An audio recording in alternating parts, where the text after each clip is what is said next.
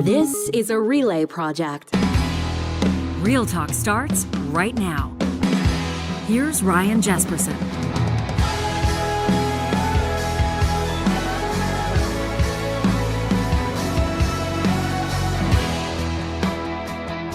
All right, we got a lot of ground to cover in this episode, and we're grateful to have you here with us. It's Jespersen with Hicks. In just a moment, Max Fawcett, lead columnist for Canada's National Observer. He's got a new piece out at nationalobserver.com. Canada's Conservatives still want to bet on America, and that's the play that the Liberals are taking right now as well. If you've seen some of their latest campaign advertising, their attack ad aimed at Pierre Poilievre, we'll play that for you.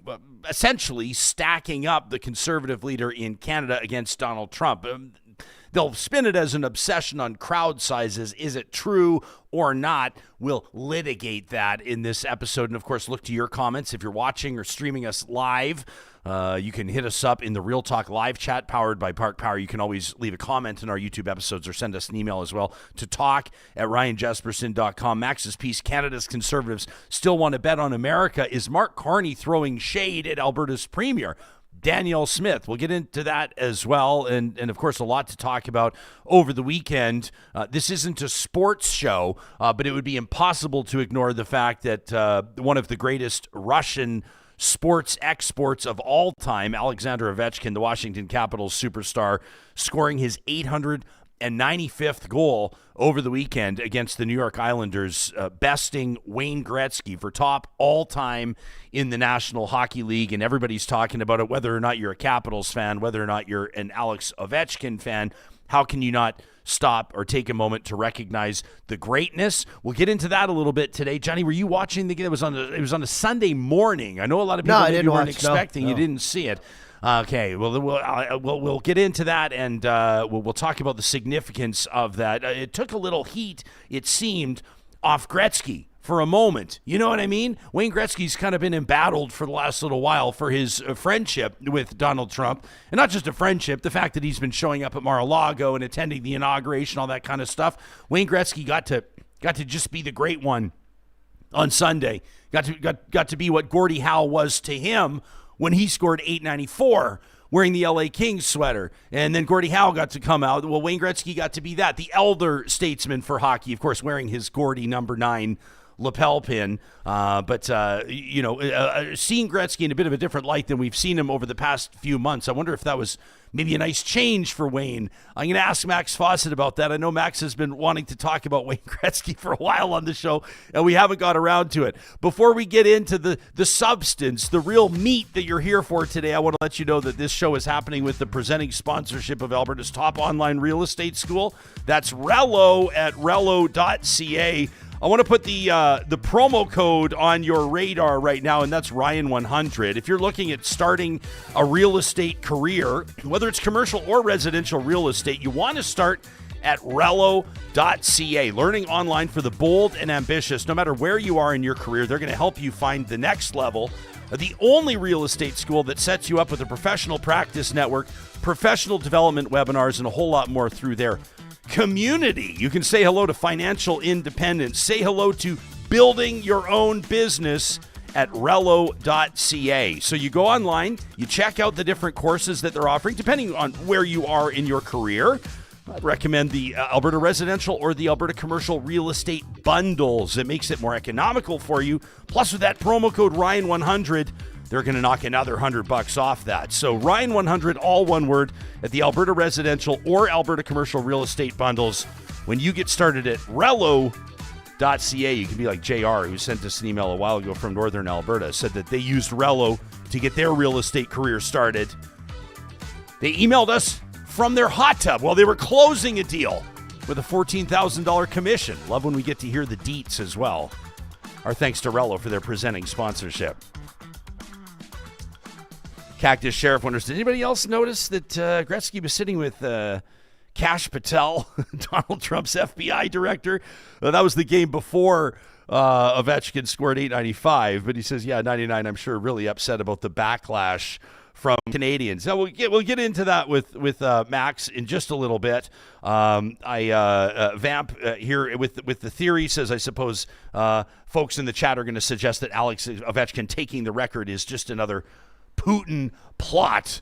Says, well done, Alex. Yeah, I mean, there have been the photos in past. If you look at Alex Ovechkin's Instagram, you'll see he's all over the place with Vladimir Putin. But maybe that, I don't know. I don't know if we have to start talking about Trump and Putin when we start talking about Alex Ovechkin and Wayne Gretzky. But I guess maybe it's hard to ignore at the same time.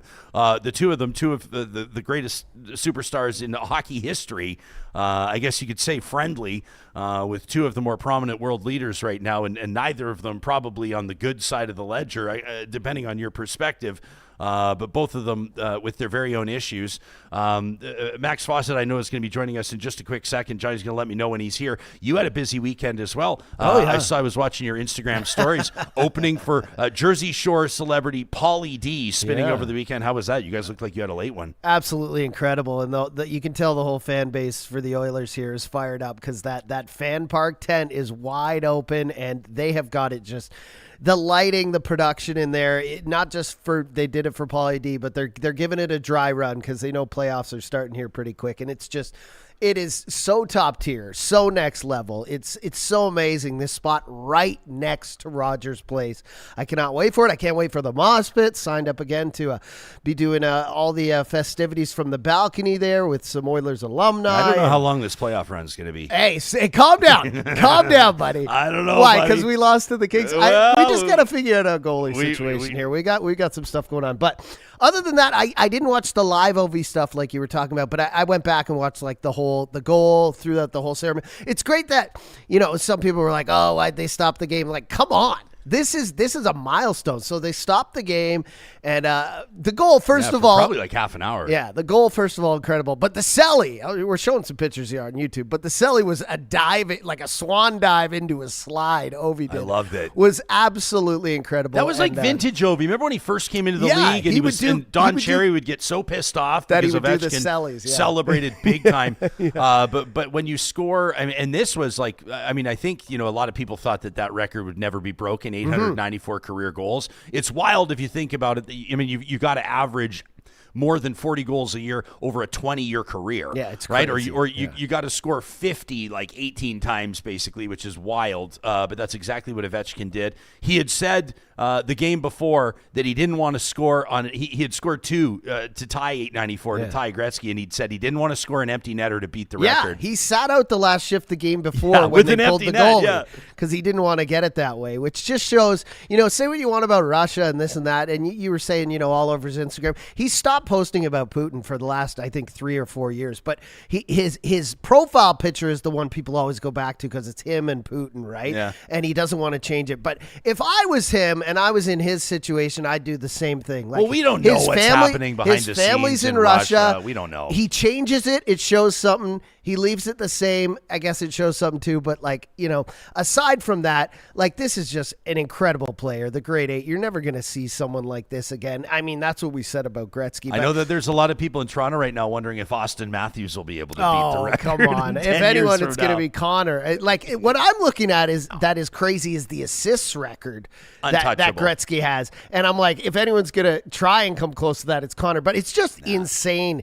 The records he has stacked up, everyone thinking this is the end of the Gretzky era.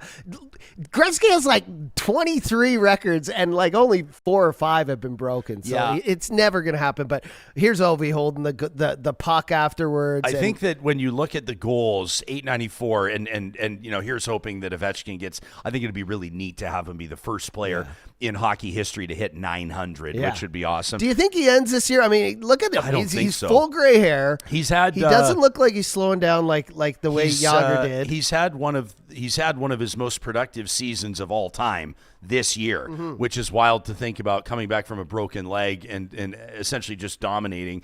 And nobody has scored more goals since the Four Nations face-off, of course, that Russia wasn't invited to. But nobody has scored more goals than Ovechkin since the Four Nations face-off. And the Washington Capitals are fighting for the President's Trophy, fighting for first place. Great team. Heading into the into the playoffs, and looks like they'll be first in the East. So I don't think that this will be his last year. Why would it be? Although I would say this, and you and I were chatting about this off air before, heading into the weekend before he had broken the record, and that is that if he breaks the record this weekend, so check, and if the Capitals won the Stanley Cup this year, and it's possible, like it could happen. There's 5 or 6 or 7 teams that could win the Cup this year. Yeah. Then maybe you go out. I'd wrap it up. You've beat the record. You Come hoist on. the Cup. You go out on top. Boom. You've got a couple $100 million with all your Shooting endorsements star. and everything Yeah. else. Why not? Right? Yeah, that's incredible. And let's just talk about this. Max just signing in right now, getting him set up. So we'll just touch on this because I know he wants to talk about it. Gretzky, kind of some redemption there. I know you watched it, and we were all wondering, like, Gretz is going to come out, and it was weird because he came out with his wife, which he normally he just comes out as himself. It seemed like I don't want to draw conclusions, but maybe he wanted a little support. He didn't know what was going to happen. So they say, here's the owner of the team. Yay.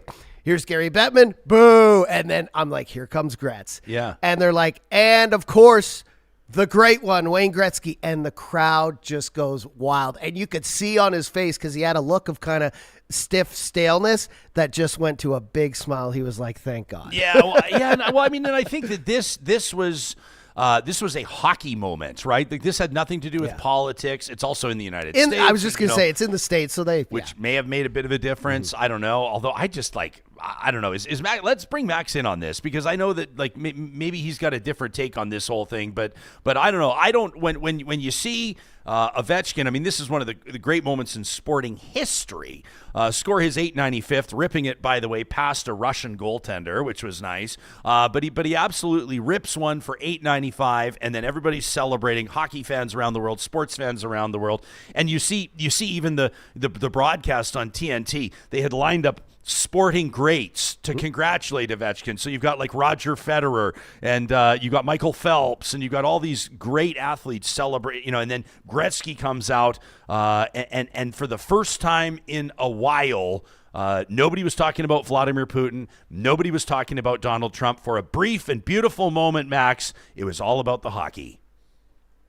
Yeah, for a brief moment. I think that the politics will obviously reassert themselves here. I think it's interesting, people watching it in Washington, I'm sure, we're focused on the hockey and focused on the achievement, which is significant. I did see a lot of folks in Canada noting who Wayne Gretzky was sharing a box with, Kash Patel, the director of the FBI. So I don't think that Wayne Gretzky is ever going to be able to escape the politics around this stuff until he clears the air himself, not his wife, not his former teammates, not his proxies, not his pal, Kevin O'Leary, him. He has to clear the air. And if he doesn't want to do it, that's fine. He has that right. He doesn't have to talk about this. But if he genuinely cares about the way Canadians feel about him and about his country, then he has to start acting like it. That's just all there is to it. What does clearing the air look like in your mind? I don't think it's like an op-ed that someone else writes for him. I think he has to do a presser or talk to a journalist and just say, look, I'm friends with Donald Trump. I've been friends with him for a while, and I don't like the things he said about Canada, and I've told him that privately. I'm not a political guy. I tried to stay out of this, but, when push comes to shove, maybe I didn't push and shove hard enough here. And he has to own up to the fact that he has behaved in ways that do not look particularly loyal to Canada. And if he doesn't care about Canada anymore, if he's, lived in America for so long, his kids are Americans, if he's done with us, that's fine. That he's totally welcome to do that and hang out with Trump and hang out with Kash Patel. And that's just the way things will go. But if he genuinely cares about how Canadians feel, then he has to do more than commenting through proxies. Kyle's in the chat and says that Kash Patel is also friends with Ted Leonsis, which may be why they were both at the game together. But how does but the Kash Patel was not at the Capitals game. I mean, not that it matters. It was the game before, but still, I digress. For purposes of conversation, why does Gretzky owe Canadians, when you're saying he's this problematic type stuff? He showed up to the Trump election, the victory party. He was rubbing shoulders. He's been at Mar-a-Lago, obviously, at the inauguration. So obviously they're tight, or to a certain degree they're tight. Maybe they just like being around each other. I don't know how tight they are. Are you saying like the association in the sense that Trump's been brutal to Canada recently, Gretzky knows Trump and has been in the same room as Trump, and that itself is problematic, or is there more to it in your observation? Yeah, part of it is the association and the fact that he is uniquely positioned to perhaps make the case for the country he says he loves. He could get in Trump's ear and say, like, this is not playing well in Canada. You need to knock it off. And I think it's interesting just to remember that part of the reason I think why Trump likes having Gretzky around is that Trump's brain essentially froze in the 1980s. So everything that was big in the 1980s is big with Trump. And obviously, no one was bigger in hockey in the 1980s than Wayne Gretzky.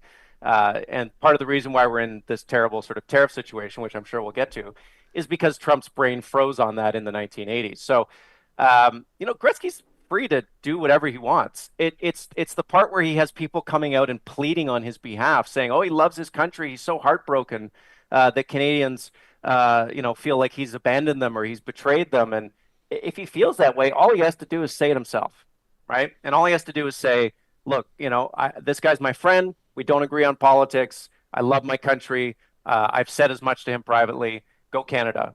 And this would all be put to bed. But he hasn't done that. And I don't think he will do that. Yeah. I don't, it's interesting, like the real, like sort of, and I'll talk about hockey, I think just because that's the sport that I watch more than any other. Maybe golf to a certain degree as well. Like you see certain golf. I remember when Bryson DeChambeau, he has his like YouTube series and he does a bunch of stuff on social media and he played a round of golf with Donald Trump. And obviously folks that love Trump doubled down on how they feel about DeChambeau if they're fans of his. And those that Donald Trump triggers, which is a large number of people, and I'm not saying that cynically. It's a fact. He does.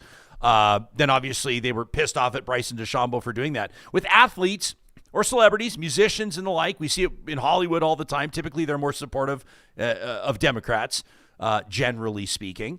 But when celebrities, including sports celebrities, align themselves or endorse or indicate support for a politician or speak in support of a politician, they take big risks. And we've joked on the show before about Michael Jordan's famous quote about why he didn't get involved in that type of stuff. And he said, because Republicans buy sneakers too. If you're an athlete, it almost seems, we criticize these athletes for being so boring. Like Connor McDavid is very boring in interviews. Sidney Crosby is very boring in interviews. But there's also a reason why those athletes have been Teflon, and like there's not a lot of scandal and controversy that's stuck to them because they don't wade into it. And with Gretzky, you almost wonder if it's something that he sort of didn't see coming. I remember he endorsed or spoke in support of Stephen Harper many years ago, and the conservative Gretzky fans loved it, and the Gretzky fans that don't vote conservative sort of felt like, in a way, this great one's legacy was being tarnished by wading into the political arena. Yeah, it's interesting. It is a choice, right? There's upside associated with it. There's downside, whether it affects his wines or, his brands, there is a choice to be made. And I fully support athletes making whichever choice they feel sort of, befits them. My sport that I watch is baseball, and there's a bit of controversy right now because the Los Angeles Dodgers, who won the World Series last year, are going to go visit the White House.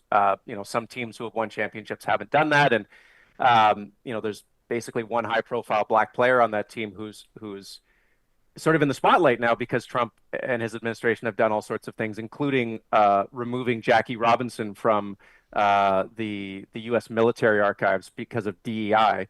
And he's sort of being, he's being pressured to take a stand. And his point was like, it doesn't matter which side I pick. If I go, I'm a bad guy. If I don't go, I'm a bad guy. It's an impossible situation. So, I get that for playing athletes. I think it's a bit different for Gretzky because Gretzky is out of the limelight. He's basically a brand now. He has financial interests, and I get that he didn't understand maybe the full scope of the politics. I think he thought it was like endorsing Stephen Harper, and I had no problem with him endorsing Stephen Harper. I mean, that is a different thing, endorsing a politician in Canada versus endorsing a politician who is trying to annex Canada, fundamentally different things. And I think he probably didn't see that. But I also know that he had ample opportunity to talk to people who could help him see that. And he has not chosen to do that. He has instead chosen to work through proxies, through his wife, through former teammates.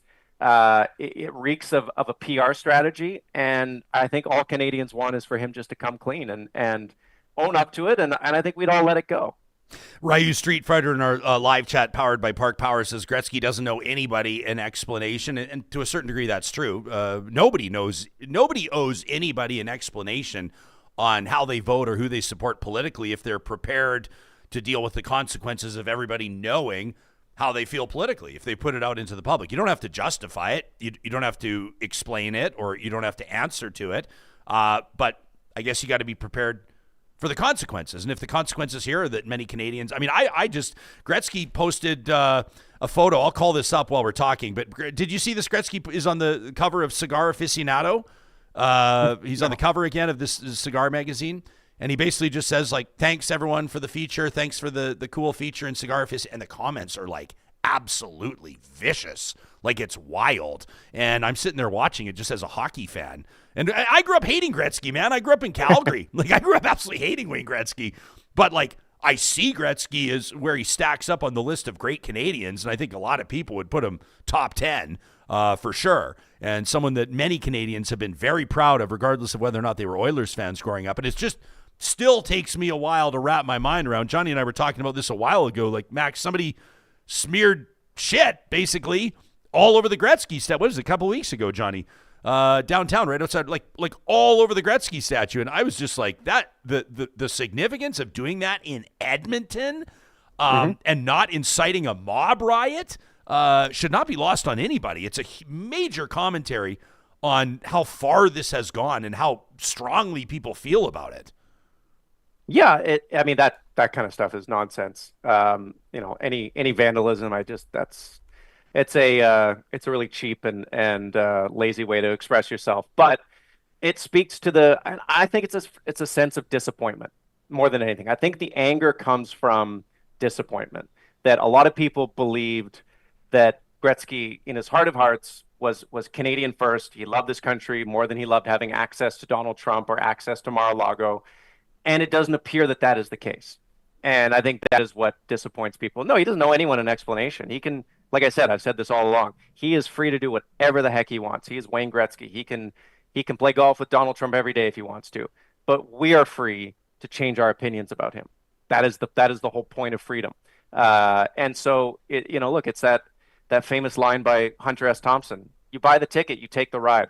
And he bought the ticket. And now he's on the ride. Here it is, Wayne Gretzky's post just from 2 days ago, his Cigar Aficionado cover. He says, thank you to Marvin and Hazel. I assume that those are the owners or publishers. He says, it was a pleasure doing the cover again, and thank you, David, for the article. Okay, first comment. Not true. NHL line combo. One account calls him the GOAT. Okay, that's the first comment. Second comment, almost didn't recognize you without your MAGA hat on. Third comment, Wayne, you sadly disappoint us all. Signed, Canada. Next comment, the great once. The great once. Next comment, what a huge disappointment you are. Unfollow. Next comment, no MAGA hat this time. Next comment, national embarrassment. Stick to your MAGA friends. Next comment, if you want to regain your honor, you need to publicly distance yourself from Donald Trump. You won't, though, so Canadians are done with you. Next comment, people in Brantford, his hometown, hate you now. It was on CNN. And it just goes on and on and on. Like, I was reading that just like, what? Anyway, so there you have it. We've spent 25 minutes talking about, on Not a Sports Show, how Alex Ovechkin's 895th goal. I will just say, though, to wrap it up, I just enjoyed it as a hockey fan. I enjoyed it as a sports fan. Just seeing Ovechkin and Gretzky out there talking hockey. The context was hockey. The celebration was hockey. And then they got back to hockey. And I have to think that probably brought some peace of mind to 99 as well. Sure. Yeah. I mean, I think in his heart of hearts, that's probably what he always wanted, is to just talk about hockey, live his life. He clearly is not a political guy. That is abundantly clear. But this is the thing about the world we live in right now and social media, is that politics will come for you, even if you don't want to come for politics. Boy, that didn't sound right. You know, you have to be mindful of that, especially if you're as high profile as Wayne Gretzky, and especially in a moment that is as sensitive as we're in right now. You know, maybe that's a reminder to other high profile celebrities and people that this is a very important moment, and people are wired to probably overreact to things they might not otherwise. Yeah. Well, I'm going to clip that, Max. Yeah. there's I'm just kidding. there are. And actually, for once in my life, I'm going to leave it alone. Believe it or not. There are a bunch of folks in our live chat right now ready to talk politics. We've got the latest from Pierre Poilievre, who's in the capital city, who's in Edmonton today. By the way, and we're just waiting. Johnny, did he return the call yet? We're just waiting. Yeah, I think we're waiting by the phone. We're at about 356 emails and 2 answered, Weird. But no okay, confirmation. Okay, for sure. Okay, at least hopefully before 9:30. So we've got but Pierre Poilievre's here. We got the latest from him. We got the latest from Mark Carney. Jagmeet Singh wants the Conservatives to dump a candidate. Aaron Gunn and Brandy Morin, who's been on the show several times, has spoken out about that as well. An award-winning Indigenous journalist. We got a lot of ground to cover, and we'll do so with Max Fawcett in a real quick minute. First, I want to remind you that California Closets, the absolute best in the business for custom closets and storage solutions for the entire home. And you can partner with California Closets with the confidence that you're supporting a Canadian-owned and operating in Canada business. As a matter of fact, every installation that they put, whether it's those wonderful Murphy beds, it could be the dream walk-in closet that you've always envisioned. Maybe it's that garage storage installation that'll make you the envy of all of your friends. It's all manufactured right here in Alberta. California Closets starts every conversation with a free consultation. It doesn't cost you anything. You're not risking anything sitting down with their team and bouncing ideas and budget back and forth. You can book that today at californiaclosets.ca. Mark your calendar for Thursday, the 19th of June. That's the 4th annual Real Talk Golf Classic in support of the Real Talk Julie Rohr Scholarship.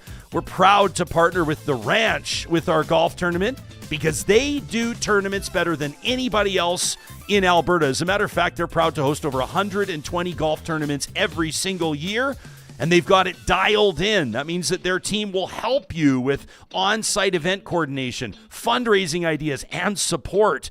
Different menus to choose from, state-of-the-art GPS power carts, complimentary hole-in-one insurance, and a whole lot more. They've even got a setup crew to make sure that your tournament is the best yet. You can learn more about partnering with The Ranch at theranchgolf.com. And a shout out to our friends at UCAN Youth Services. It's been our honor to shine a light on the wonderful work that they do every single week. And this week, we're talking to you a little bit more about their Road to Work program. You can check it out at ucan.ca. This is a specific program for young adults 18 to 25 years of age that gives participants the tools that are needed to enter into the construction, road building, and traffic safety industries. And you know there's always going to be work there. You earn while you learn as part of the Road to Work program.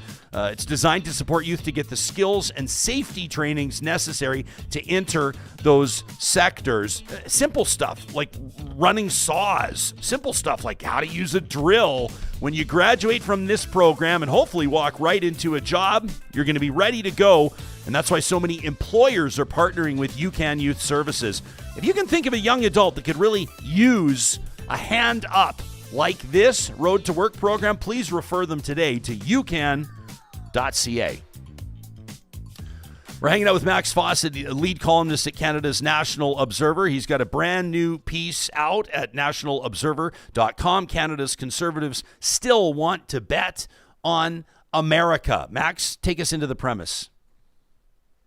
The interesting thing I'm seeing right now, now that we have gotten through gotten past the Liberation Day on tariffs, is there's this divergence between how the Liberals under Mark Carney and Conservatives under Pierre Poilievre and here in Alberta under Danielle Smith see the future of our relationship with the United States. And I think that could be an inflection point or a flashpoint for the rest of the election.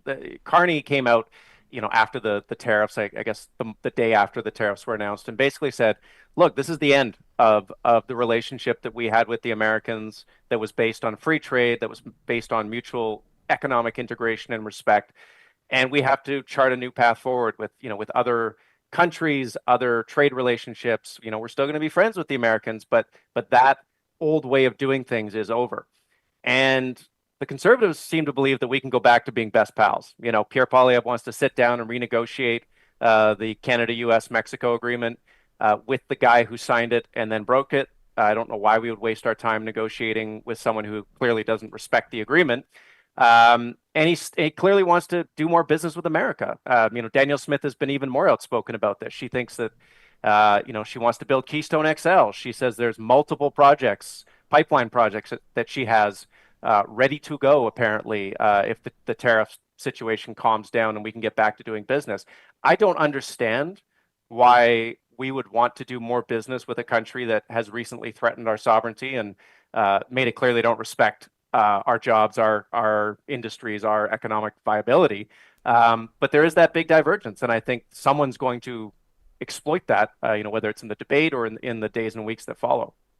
We were taking a look at some interesting polling on pipelines. Before we go any further, Johnny's showing it right now on the screen, and for the benefit of everybody that's checking this out on the podcast, this was shared by Alberta's premier, actually, Johnny. 77% support or somewhat support the idea of national government funding a pipeline's construction, according to this. This is from Bloomberg. Yeah, and this is, if you look across the country, some of the numbers pretty interesting, Max. Almost 81% of British Columbians polled support the pipeline. Almost 59% of Quebecers, which is probably the most significant number there. You can describe 59%, essentially, technically, it's majority support. What do you make of that? It's interesting.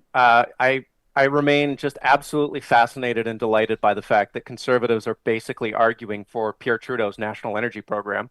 The idea of government-funded pipelines, like this just tickles me so much. But I think that poll speaks to the fact that the best way to go is west, not east. Energy East was always a dog of a project. It only existed because Keystone had been taken off the table.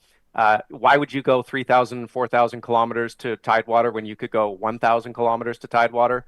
So I think the way is west. I think there's lots of opportunities. Maybe it's expanding TMX. I know they can add more pumping stations along the line there. Maybe they get rid of that coal export terminal in outside of Vancouver and replace it with a new export terminal for oil tankers. There's lots of possibilities there to go west, and that is where the market growth is going to be. If there's going to be any growth in demand over the medium term, it's going to be in Asia. It's not going to be in Europe. Europe is in secular decline. So I don't understand why we would want to build export pipelines east. Now, if you want to build pipelines east to support Eastern Canada and fuel the refineries there, supply the refineries there, I'm supportive of that. But then you are literally arguing for the national energy program. And so let's see where this goes. All right. Sharon is watching us live right now, and she says the relationship with the United States will never be the same. Never. I personally don't want to believe that. I personally believe that this can be a weird blip on the radar. Everybody has had a very close friend that was in a very bad relationship for a period of time. And when they emerge from that relationship, the possibility is there that things can go back to normal. But Mark Carney making an interesting comment over the past couple of days. We're talking about tariff. We're talking about trade. We're talking about the economic relationship. Obviously, it's been a big part of the messaging on the election campaign. Here's the Liberal leader. We are fighting the Americans. We are fighting the Americans everywhere they understand. We're fighting the Americans in the pocketbook. We have retaliatory tariffs on them. We just hit them again in the auto sector. We're fighting them on Fox News, which is what they understand. We're sending Doug Ford onto Fox News to show them that we're not messing around up here. And we're going to send Danielle next. Maybe we won't send her. Maybe we'll send Danielle. No, maybe we won't. We won't send Danielle. We're going to keep her. No, keep her. No, that's a bad idea. Forget. Strike that. Strike that. Just ignore that back there. You get to see Mark Carney working a room, breaking stoic character. What do you make of the strategy? He keeps getting better at this politics thing. People have sort of assumed that, because he's new to politics, he's going to be he's going to be new forever. And it seems like every day he gets more reps in. He seems to get a little better at working rooms, kind of lighting people up that way. Look, I thought that was funny. I know there are people on social media who are predictably clutching their pearls about this, saying, "Oh, it's not Team Canada to make fun of Danielle Smith." And Danielle Smith has invited mockery. She has invited every bit of ridicule that she gets on this issue because she has consistently put Alberta before Canada, not just Alberta, Alberta's oil and gas industry before the rest of the country. So she gets every little bit of it. And look, Mark Carney understands that Danielle Smith is a giant liability to Pierre Poilievre's campaign. She is a giant liability. And of course, he's going to exploit that. I don't think he was making fun of Doug Ford there, as some people have said. I thought he was pointing out that whenever Doug Ford goes on American television, he gets their attention because he has a way of very politely threatening Americans with, I'm going to shut off the electricity. Oh, I hate to do it. You're my best friend, but we're going to have to do it.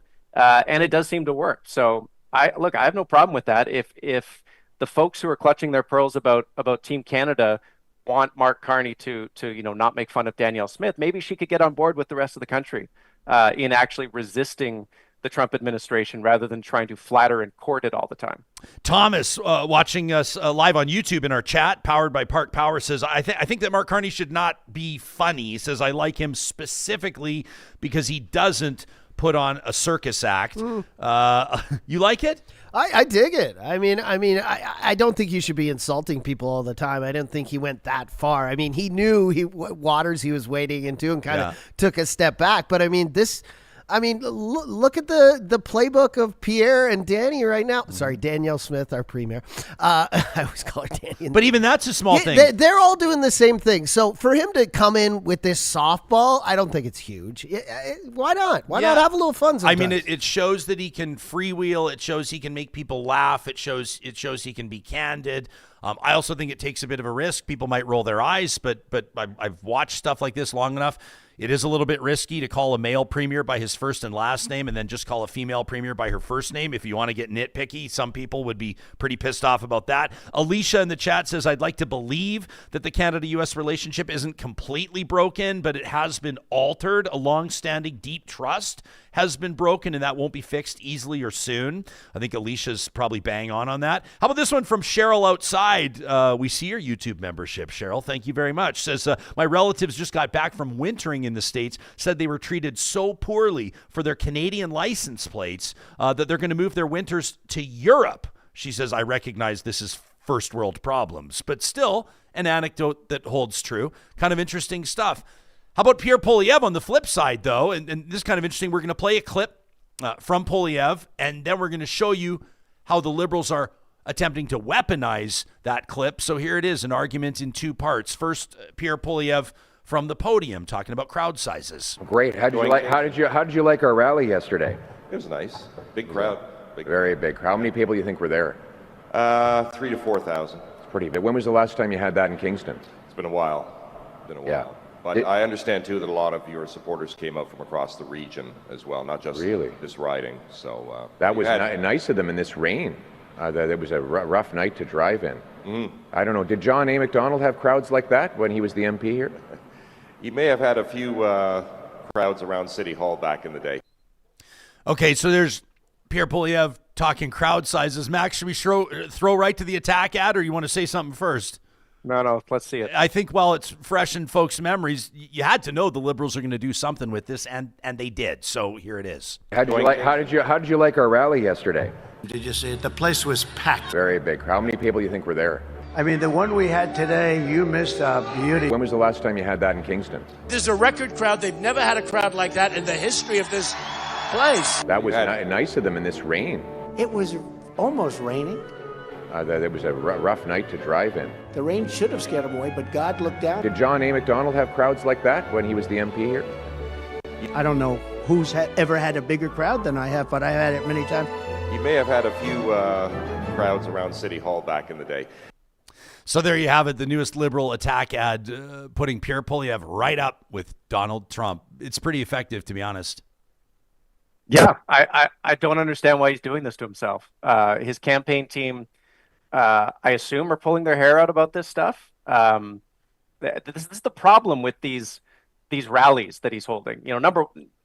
never mind the fact that rallies are not a proxy for popular support. You know, the idea that, well, the polls must be wrong because he has big rallies. Like, it's just, anyone who's saying that is basically volunteering their ignorance. But it also puts him in these very comfortable spaces for him where he gets to really kind of feel himself and feel his oats. And, you know, that's his safe space. And he gets to behave like the Poilievre that has turned off so many Canadians, especially Canadian women, but so many Canadians, with this kind of smug, arrogant, belligerent tone. And like, I actually think these rallies are harming his campaign, not helping them, because it is putting him in a mindset and in a space where he behaves like the wrong version of himself. That's an interesting way to put it. Behaving like the wrong version of yourself. The question is, can you help it? Like, we've been talking to a lot of people, conservatives and liberals, on the show. We had a great conversation with Ken Bosencool and Shannon Phillips in our most recent episode. People can check that out. Ken basically he took aim at Alberta's premier, took aim at Pierre Poilievre, but basically said, and Corey Tenike has said the same thing, like, the campaign's got to pivot now. But the question is when you've built so much momentum, when you've fundraised so effectively and sold so many memberships on that personality, right? On the sarcasm, on the snarkiness, on the kind of attack dog, kind of a premise, then it's really hard to pivot into the, like, you know, do the tie up tighter, act prime ministerial, pretend like you've got more boardroom experience than the other guy. The question is, like, can Poilievre pull it off, and if so, at what cost? And he likes being the extremely online guy who talks about Bitcoin and eats apples around reporters and kind of mocks them. Like, that's the guy he likes to be. And I'm sure they have coached him not to be that guy. But when you put him in an environment where people have come, you know, they've driven from, you know, other parts of the region to see him do that performance, it's kind of like going to, you know, insert your favorite band, but going to their show and they just play nothing but new material. They don't play the hits. You're disappointed. You're like, no, I came here to hear the hits. Give me the hits. And he loves giving them the hits. And so, you know, they are in this spot where he is going to revert back to the guy he has trained himself to become, because that's where he's comfortable. That's what he likes to be. And you know, there's a way they could do this. They could put him in environments where he's not surrounded by his supporters. He's not surrounded by, you know, these big fawning crowds. Maybe there's risk there, but there's risk here, and I'm not sure that they see it right now. So do you, like, at what point does the conservative campaign, have to make a serious decision? Because there's still, like, you know, it's a relatively short campaign, a relatively short election period. So you could look at it in one way and it would be accurate and true that in politics, you know, 3 weeks is an eternity. The election day, the 28th of April, we're talking to you on the 7th. So it's 3 weeks today till Canadians will vote. If you're the Conservative Brain Trust, what do you do right now to make your best effort to win this thing? Time constraints considered. Yeah, it's tough. I mean, I think the cake is basically baked at this point. You're right that he can't suddenly have this sort of jarring shift in personality or shift in presentation, because then the stories will be about the shift and it makes him look inauthentic. And, you know, that was part of why Aaron O'Toole ran into a bunch of trouble in the last election campaign. You know, also, if he moderates, and especially if he comes out swinging against Trump, which is what Corey Tenike has called for, which is what a lot, you know, Nick Kouvalis came out today and I had a Twitter thread where he basically said the same thing. If he does that, he risks alienating the part of his base that really likes Trump. And boy, is he in a pickle there. There was a poll that came out, I think it was Angus Reid recently, that said, or no, maybe it was Ecos, but basically a third of the conservative base thinks Donald Trump has done a better job than they thought. A third think he's done a worse job, and a third think he's done the same as they thought he would. So whichever direction he goes on Trump, he is going to piss off some portion of the people he needs to have voting for him. That cake is one that they spent the last 2 years baking. Now they got to eat it, as bitter as it might taste. So, I think their only opportunity now is the debate, right? That is their last stand is going to be at the debates. Poilievre is obviously stronger in French than Carney is. He's probably stronger in English. He's a much better debater, technically. But the problem there is that his debate style is very aggressive, right? He's a very effective, aggressive debater. I'm not sure that that's going to help him if he goes into a debate and throws a bunch of haymakers at Carney and maybe he lands a couple. He may come off winning the debate on points among the pundits. The pundits may say, "Wow, that was just a very impressive debate performance," and the Canadians who watched it will watch it and say, "That guy's kind of an aggressive prick. I'm not sure that I want to vote for him." And that's not going to help his problem with women. It's probably not going to help his problem with baby boomers. And so even his most likely path to sort of a comeback here is filled with risk for him, because it would require him to win the debate in a way he has never won a debate before. LT is in our live chat, powered by Park Power. By the way, Real Talkers get exclusive deals on internet, electricity, and natural gas by checking out parkpower.ca/realtalk. LT says, for Max, and Max, you and I have talked about this before, says when Poilievre talked about Bitcoin, it was around 45 G's US. Now it's like 78. Says technically he has been correct on Bitcoin. We've talked about that before. I got into an argument with Corey Hogan about that, as a matter of fact. Now the candidate down in Calgary Confederation. I'll ask you what you think about that in a second. You got others here. Erica is one of those undecideds. Erica in our chat says it's really refreshing to see that Mark Carney actually does have a personality, but he still hasn't earned my vote. Erica says I'm waiting for the debates. And I know a lot of people will be, but I don't know that folks are waiting for the debates in the sense that they want to see, and maybe I'm wrong on this, I could be wrong, but I don't know that they want to see who more effectively articulates the nuance of their policy on housing. I think people are waiting to see who can I picture as Canada's representative on the global stage. Would you agree or disagree? 100%. And that's what I mean about the debates being potentially a trap for Poilievre. He wins debates. His debating style is one of, aggressive interlocution. He's a very good technical debater. But Canadians who are watching the debate, who are still open-minded about it, aren't going to be sort of scoring it on Oxford debating rule points. They are going to be gathering a general impression of the candidates. Who do I like? Who do I trust? Who seems like someone that can guide this country through the next 4 years, which are going to be very difficult years, I think. And that is not sort of aligned with winning a debate on technical points, right? I think it's very possible, like I said, that Carney could, lose the debate and still do better coming out of it, because voters will say, I like that guy. He seems like he's got his shit together. He's calm. He's smart. Maybe he made a few stumbles, but that other guy seems angry. And Trump is always angry. Poilievre's debating style will, I think, remind people of the person they really don't like, which is Donald Trump. And so maybe his team is coaching him to be more prime ministerial, calmer, kinder. He still needs to practice the smiling. Clearly it hasn't stuck yet, but I just don't know if they have enough time to change who he is. The through line of Poilievre's career, and it's one that he talked about in that interview with Jordan Peterson, I wrote a column about this a little while ago, is he doesn't change. His beliefs are the same as they were when he was 19 years old, right? He was proud of that. He says, my beliefs have not changed. I don't know how you get a guy who sees politics through the prism of not changing to fundamentally change in the matter of 2 or 3 weeks. What's up with the smiling? What's wrong with the smiling, Max? It just looks like someone has a dagger in his back when he's smiling, and they're poking him, making him smile. It does not seem like an authentic smile. It seems practiced. It seems contrived. It looks like someone who went to smiling school. And I think Canadians can kind of pick up a little bit on the inauthenticity of that.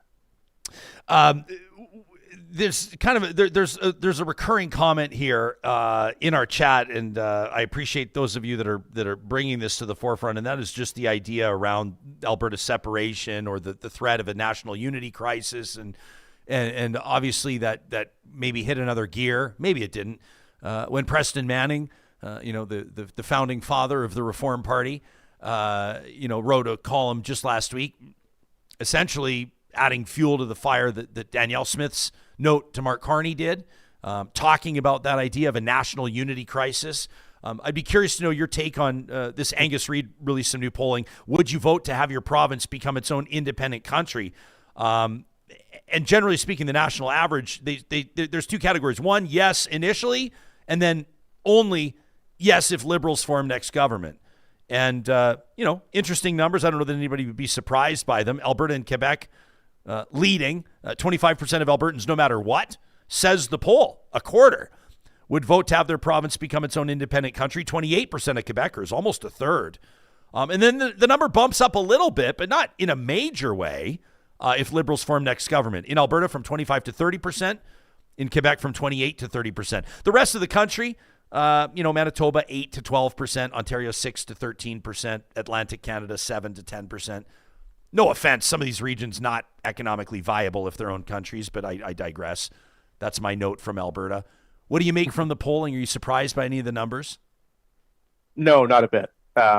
This is sort of, and I've been writing about tracking the independence movement for as long as I've lived in Alberta practically, and it always sort of bumps around between 20 and 30%. Look, it's a testament to the effectiveness of the decades-long conservative propaganda campaign telling Albertans how hard done by they are and how the federal government is the cause of all their problems. I mean, it's been a remarkably successful political technique because it blinds a lot of voters to the problems that are here in Alberta and the problems that are generally of the provincial government's making. So, kudos to them for that. But, as to Preston Manning writing his op-ed saying that Mark Carney is a threat to national unity, I'm so tempted to swear here. I'm not going to do it, but you're the threat to national unity, Preston. You always have been. And to the people who want to have a referendum, let's do it. Bring it on. Let's have the referendum. I want to have the referendum right after the election if the Liberals win. I want to get this out in the open. I want to have it out. I want to beat these people. I want them to lose decisively. And then I want to be done with this. And then we can get on to other things like putting in good public policy that befits Albertans, having a grown-up conversation about Confederation. Because these babies have been dominating the provincial political discourse for far too long. So, let's do the referendum and let's send them packing. Yeah, I mean, last night, great handle, by the way, is in our chat right now, says, geez, Jespo, get off the separation crap. Says nobody's promoting it more than you. Number one, I'm not promoting it. But number two, Alberta's premier is threatening a national unity crisis, and the father of the Reform Party and former leader of the official opposition of Canada is writing about it in a national newspaper. 1/3 of Albertans polled say that they're keen on the idea. So I'm not going to get off the story. I don't think it's the number one story right now. But if Alberta's premier threatens that another Liberal government will push Alberta further in that direction, and she's proven that she'll take the province in whatever direction she pleases, regardless of whether or not she's got a mandate to do so, then I think that it deserves consideration. If there was to be a referendum on it, it would be this fall. It would be during the municipal election, and they'd put it on the ballot there. That would be the least expensive, the least costly way to do it. Now, I guess like you alluded to, though, Max, the question is, does the UCP government in Alberta have the guts to do it, knowing that it could be a very public indictment of the idea if the results don't go the way that they're confident that they're going to go? No, they don't have the guts. That's why she's alligator arming it and saying, if citizens bring forward an initiative, then I shall surely give voice to it. She doesn't want to do this because she knows, just like she knew with the Alberta pension plan, the referendum on that she would lose terribly on it. And so that's why I want to have it out. I want to do it. Let's show these people that they are losers and they are going to lose, and be done with it. Two more points here. Number one, I have no idea why the NDP is so quiet in Alberta about this. Like, this is a 70-30 issue for them by that poll that you just showed. 70% of Albertans do not want this. They should be demanding the referendum. They should be the ones pushing it so they can get on top of this issue and be seen as the champions of Canada and Alberta together. It's a huge winning issue for them. They have so few of them right now. I don't understand why they're so quiet about it. Not just about it, Max. So quiet about absolutely everything. Yeah, no kidding. I had a column about that. Stop the average person on the street in Alberta and say, what's the last thing that Naheed Nenshi said? What's the last significant thing he said? What's the last thing he dug his heels on? What's the last initiative? What's the last, just ask the average, no shade to Naheed, and I'm sure that he's got advisors that are maybe smarter than me, maybe, but I don't know what's going on right now. It is absolute radio silence. Well, listen, I'll do a little shade. He had a post the other day talking about how he had a productive meeting with the Consul General of the United States. What are you doing? No one, how could you misread the mood more than that right now? No one wants a productive conversation with the Consul General of the United States. And on what authority? Yeah, well, exactly. I think he still thinks that, the politics in full sentences and being sort of a civilized and calm person is going to meet the moment. No, people are mad and they want someone to mirror their anger. It's exactly the mistake that the Democrats are making in the United States right now. They are, kind of calm. They are trying to sort of cope with all of Trump's craziness, and they're getting rolled. And, you saw Cory Booker stand up and do that filibuster, and it galvanized people because finally they saw someone doing something. And I think that's what people in Alberta want as well. Let me just circle back around to my second point about the Alberta separatism thing, though. I understand the argument that, Justin Trudeau is out to screw Alberta. It has no basis in fact, but it's an easy argument to make because of, the National Energy Program and all the propaganda I talked about. But the idea that Mark Carney is going to be worse on energy, on climate, on Alberta than Justin Trudeau it's just so silly. The guy grew up in Alberta. The guy has said he thinks that we should build more pipelines. I'll make a prediction here, and this is a dangerous thing to do because I might look like an idiot, but if he wins, if he forms a majority government, I think one of the things he will do is he will scrap the emissions cap. He's not going to come out and say it right now because doing that would help the NDP get off the mat. It would give them an issue to run on. But I think he'll get rid of the emissions cap because I think he understands that it is a distraction, that it is being effectively politicized by Danielle Smith, and he'll push the envelope on industrial carbon pricing, which is an area where she's far weaker. She has far less ground to stand on. And he'll probably push for a bargain around getting carbon capture and storage projects actually built, because again, that is his campaign's motto. It's time to build. So the idea that Mark Carney is going to be bad for national unity, if he wins, I think Albertans are going to be very happy with what they get. There's calls for the Conservatives to dump a candidate. And by the way, it seems to me like Liberals and Conservatives have been dumping candidates en masse. You got to kind of stay on top of it to keep track of how many. But this one particularly newsworthy, I think, as it involves residential schools and Canada's really, really deplorable legacy there. We're going to get to that with Max Fawcett in a real quick second. Before we do, I want to remind you about Athabasca University. You may be thinking right now about heading back to school, so to speak, about pursuing that post-secondary journey, that dream you've always had. Maybe you see where the job market's going and you see opportunity everywhere, but you got to get up to speed. And then you're thinking, well, gosh, this time of year, we're not even close to when the school year would be. No, that's not how it works at Athabasca University. If you go to athabascau.ca and you can click on the link, How AU Works, you can learn more about getting started, your education, your way. If you want to start your program, your course, maybe it's your MBA. There's a lot of people doing that AU MBA right now. You can start it in June, July, August, September, you name it. You're designing the pace of your studies, and that's why tens of thousands of Canadians have looked to AU to get them ready for whatever lies ahead. You can check out more on financial supports, student support, the application process, and of course connect with those in the know, the AU team members that can help you get started today, putting your best foot forward by visiting their website at athabascau.ca. Our friends at Complete Care Restoration, they know that this is the time of year where some folks are going to start to get nervous, especially you live in a neighborhood like ours. They've got sewer pipes, these clay pipes that are 100 years old. And every single year, somebody on our street has a sewer backup that absolutely, you don't need me to describe what it does to your basement. An absolute disaster. A situation like this, or asbestos, or black mold, is not the type of thing you can let sit there and fester. It's not going to fix itself. And unless you're a certified professional, you don't want to mess around with it. The team at Complete Care Restoration for more than 25 years has been restoring properties and rebuilding peace of mind. You can contact them anytime. They've got emergency services available. You'll find them online at completecarerestoration.ca. And with all this focus on, and who can blame anybody, markets, the Canadian dollar, wealth management, our friends at North Road Investment Council reminding you they're a steady hand and a studied voice to guide you through wealth and investing.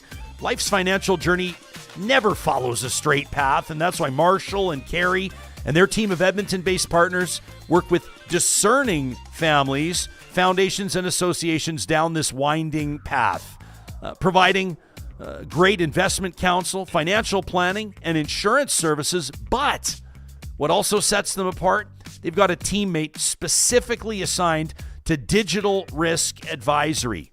Could your family be vulnerable to digital risk without even realizing it? You can learn more by taking their free digital risk quiz today at northroadic.com. That's also a great way to connect with their team at North Road Investment Council. Great comment here, by the way, from Gizmo. I wanted to get to this on the crowd sizes in Kingston. Gizmo says nobody drew a bigger crowd in Kingston than Gord Downey. Amen, Gizmo. Very well said. It's the candidate in North Island, Powell River on Vancouver Island, that the opponents of the Conservatives say need to be dropped. It's Aaron Gunn for his comments on Canada's residential schools, and the leader of Canada's NDP, Jagmeet Singh, had something to say about it just a short time ago. Here he is. This message is for Pierre Poilievre. Pierre, you're being called out for refusing to drop your candidate, Aaron Gunn. He's denied the devastation and harm of residential schools and defended Putin's attacks on 2S LGBTQ plus people.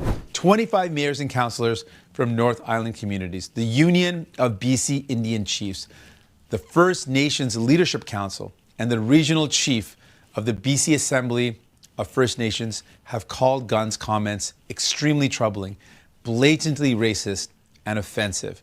But instead of dropping your candidate, you've attacked these leaders and denied the truth. That's not leadership. It's wrong.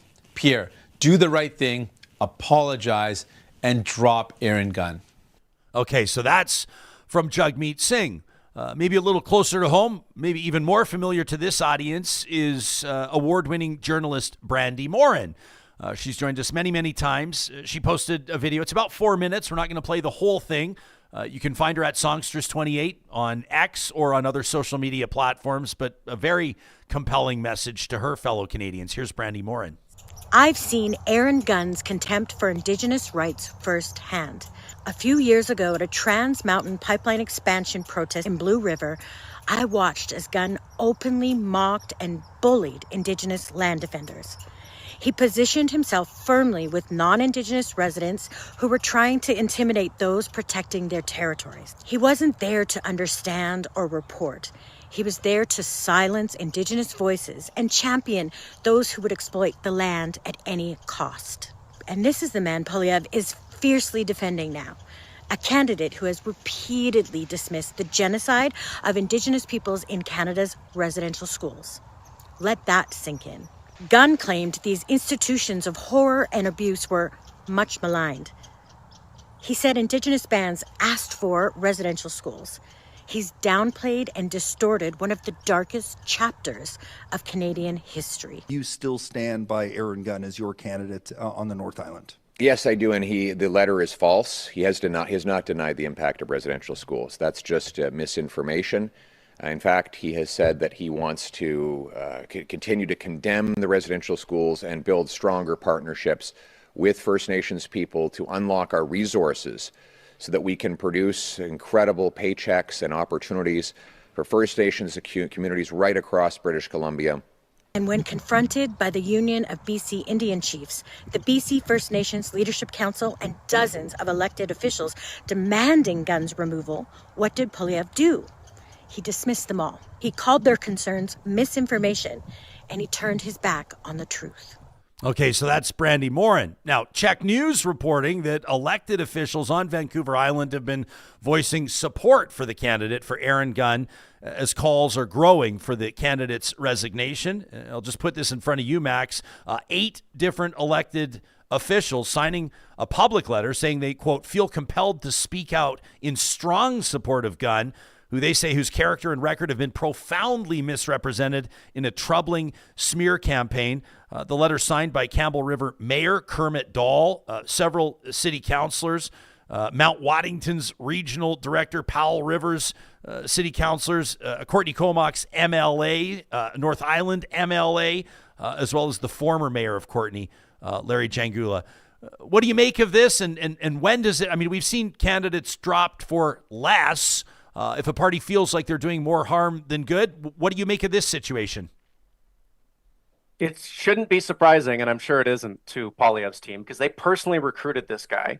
And his comments were well known. He tried to run for the BC Liberals previously, and they drummed him out of the party for these comments. So Poilievre's team knew this was going to happen, and it's why they're probably going to stand behind him regardless of how loud the criticism gets.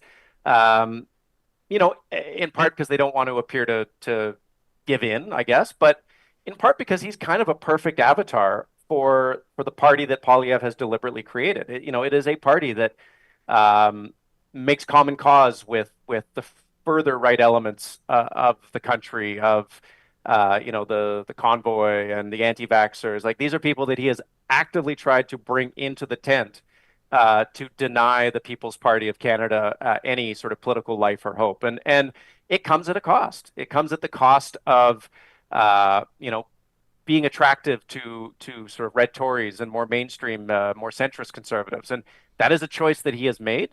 It is unlikely to be a choice that he is going to back away from right now. And it is a choice that we'll see the consequences of on April 28th. But, I think it's interesting.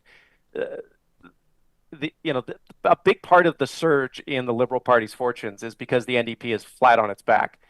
And, Poilievre, by standing by this guy, by standing by Aaron Gunn, and by sort of bringing him into the party in the first place, is kind of the architect of that, because he has so terrified New Democrats, and especially sort of older new baby boomer New Democrats, that they are willingly flocking to the Liberals just to stop him. If he was a little less Trumpy, let's say, I think the NDP would be polling better. I think they would have a better shot of recovering in this election. But as long as Poilievre keeps doing Poilievre, and Jagmeet Singh is sort of unwittingly helping advance this cause, NDP voters are going to go to the Liberals because they are the only hope of stopping him. Yeah, we've got some people. I think it was Ms. KD Johnny in the chat saying that she was down in Calgary helping Corey Hogan hand out lawn signs over the weekend in Calgary Confederation. He's sort of an 11th hour Liberal candidate after a previous candidate was removed, yet another one. And he'll be running against Jeremy Nixon, former UCP MLA brother of Jason Nixon. That'll be an interesting battleground to watch. Ms. KD saying at the doors, people that were picking up the signs were saying that, that basically they're noticing people they're talking to are trying to decide between the NDP or the Liberal candidate in that riding, but strategic voting may come into play. I was cynical about the effectiveness of strategic voting, but Shannon Phillips took me to task on our April 4th episode if people want to check that out. You think Corey Hogan, in particular, you know him, obviously co-host of the Strategist podcast, you think he could steal a seat for the Liberals in Calgary? I can't use the word steal anymore in the context of elections. It's a little bit dangerous. It can be misconstrued. You think he can swoop in and win an unlikely Liberal seat in Calgary? I do. And full disclosure, I'm acquaintances, maybe friends with Corey. I respect and like him, so maybe that colors my view here. But he's not new to the riding. He was sort of the campaign manager for Matt Grant in 2015 when Matt almost won that riding. Matt now works at Enbridge, wonderful guy. But Corey's always sort of had an eye on that riding, I think. And it is winnable. It is winnable in the right conditions, with the right leader, with the right polling environment. And guess what? All of a sudden, the Liberals have all of that. So I'm excited to see a strong Liberal candidate in that riding. That has not been the case in some of the other ridings in this city. And I think he brings a skill set that the Liberals could really use, which is a good communicator, someone who understands Western Canada, who understands Alberta, who understands the oil and gas industry but is not beholden to it. And he's going to have the strategist at his back. So I do think his odds are pretty good. That's Max Fawcett we've been hanging out with. You can read Max's excellent work at nationalobserver.com. We encourage you to subscribe. His most recent opinion piece, Canada's Conservatives Still Want to Bet on America. You can find that again at nationalobserver.com. You can find Max on X at Max Fawcett. Now, as a courtesy to this audience, Max, because we had opened talking hockey for like 20 minutes and they were all chomping at the bit, wanting to talk politics, you mentioned that you were a big baseball guy, but I saved this for the very end so we could start talking about Carney and Poilievre and Trump. But you had to know I was going to ask you about the Blue Jays saving their bacon, signing Vlad Guerrero Jr., one of their greatest all-time players already. Is that safe to say? He's easily top 10, at least with how the fans feel about him, to a $500 million deal. That's a $500 million deal, ESPN reporting, over the next 14 years. How big is this for the Jays? It's huge because they have been burned. The fans have been burned so many times in the last couple of years. Everyone remembers the Shohei Ohtani stakes where, he was supposed to be on a plane to Toronto and then it was actually Robert Herjavec and, he went to the Dodgers and then they were in on Juan Soto and he went to the Mets. So they have been bridesmaids so many times that it was just starting to become a complex for them. And to sign probably the best player they've ever drafted and developed in their history. And he's going to play for the Blue Jays for the rest of his life. It looks like is a big win for them. I don't think the Jays are going to do particularly well this year. I'm not thrilled with their farm system. I think that the team president or the team owners should thank the front office for getting this done and then fire them because they could have done this deal at $200 million less than they ultimately ended up signing it for. They waited too long to sign him. They said too many things that were critical of him in public. They did not give him the respect he deserved, and he made them pay. And good for him. So let's look forward to 15 years of watching Vlad, and let's look forward to a new front office that can actually draft and develop talent.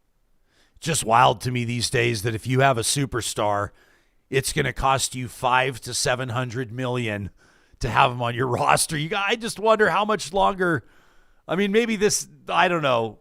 Hockey. Not even close to these salaries, but I look at what they're getting paid in baseball. I look at the options that players have in the NBA. I look at some of these NFL deals, and I just don't know how much longer they could pull this off.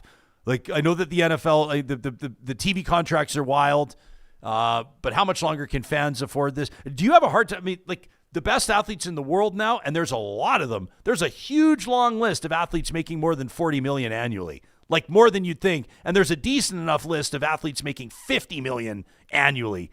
Can we keep this up forever? I don't think so.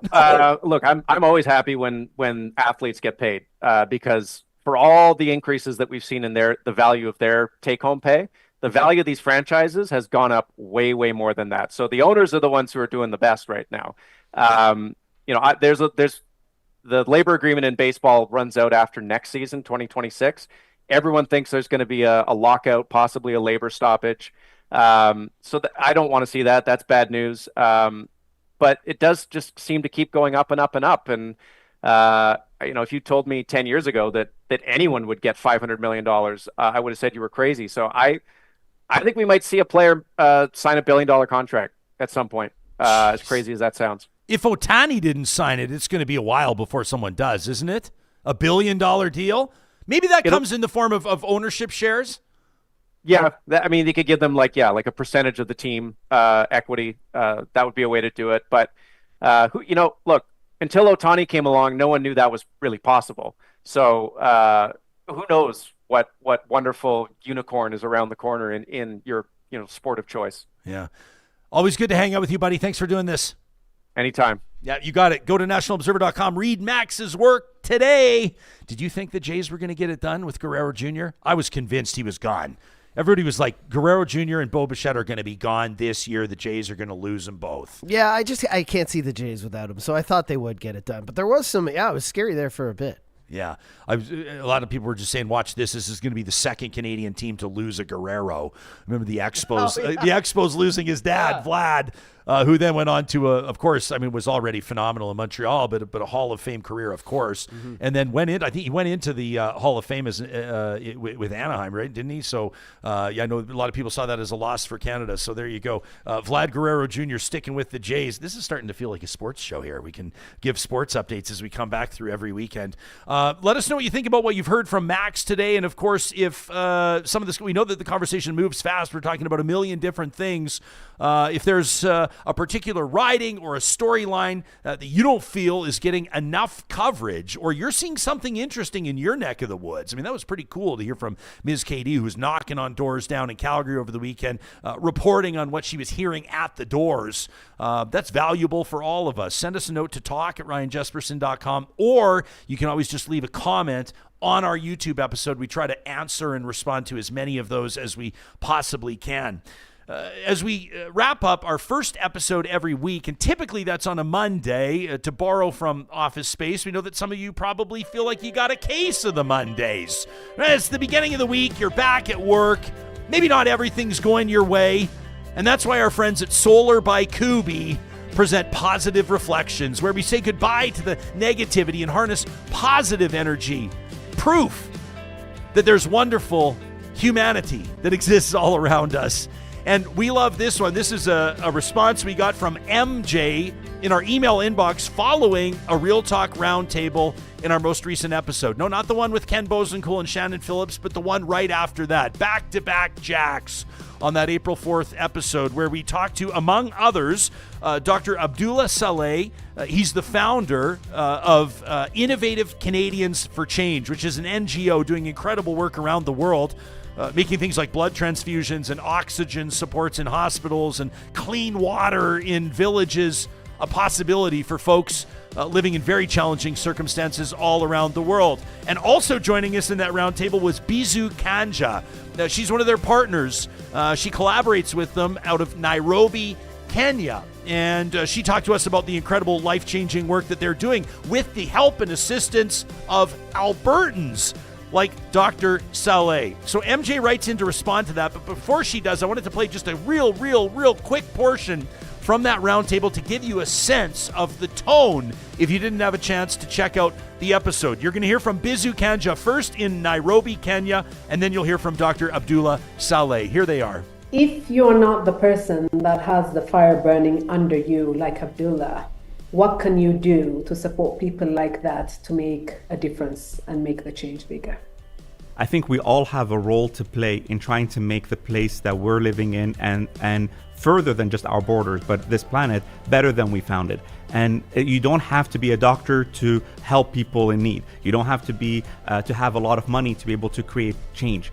And I think that just taking, like to your point about courage and your point about trust, I think taking that leap of, small steps, opening up, commenting about some of the things, like even looking at the need for journalism, that journalistic integrity, being able to speak truth to power is critical in this day and age. And I think I would invite people to take small steps, even if it is hard, even if it is in a time of crisis. And I saw a post just the other day that scientifically showed that the more you give in a funny way, the more you get back. And so just to invite people to give your time, give your money, give your energy, but importantly, be open to learning. How great is that? And that was on our April 4th episode. If you want to check out the full conversation, you can also check out ichange.ca to learn more about the group. I'm really proud to be partnering with them on their 6th annual IC Change Gala coming up on the 12th of April. Clear waters, clear futures. You can get your tickets again at ichange.ca. The interview prompted MJ to write in and says, Real Talk keeps knocking it out of the park. Today's show, the 4th of April, so inspiring that I'm listening for a second time. Thanks, MJ. Says, I'm letting people know how they can get engaged and get involved and how they can be more helpful. It sure goes a long way toward solving problems instead of just complaining about what's not working. MJ giving a high five to our entire Real Talk Roundtable, and we appreciate that, MJ. Your email to talk@ryanjespersen.com. That's where you can submit your positive reflection anytime. Proudly presented by our friends at Solar by Kuby. You can get a free solar quote today by visiting kuby.ca. Coming up on our next episode, we'll check back in with the host of Party All the Time, Canada's newest political podcast. That's Vicky Mochama. We'll take a look at what Pierre Poilievre says during his Edmonton visit. And coming up on Wednesday in studio, our friends at Politico, all part of our continuing election coverage right here on Real Talk.